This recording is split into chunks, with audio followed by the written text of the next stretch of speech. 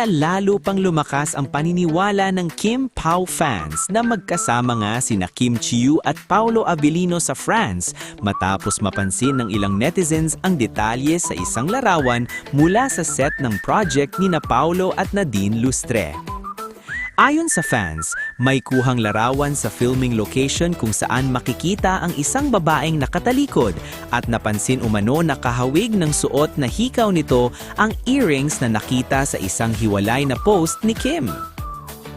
Dahil sa umano'y pagtutugma ng detalye, marami ang nagsasabing tila kumpirmado na kasama nga ni Paolo si Kim sa kanyang pananatili sa France.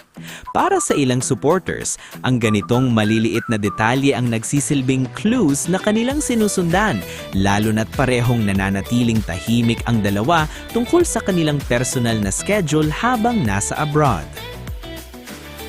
Gayunpaman, tila wala pa ring opisyal na kumpirmasyon mula kina Kim at Paolo kung magkasama nga sila sa nasabing bansa. May chika pa nga na doon na rin daw umano magdiriwang ng birthday si Kim.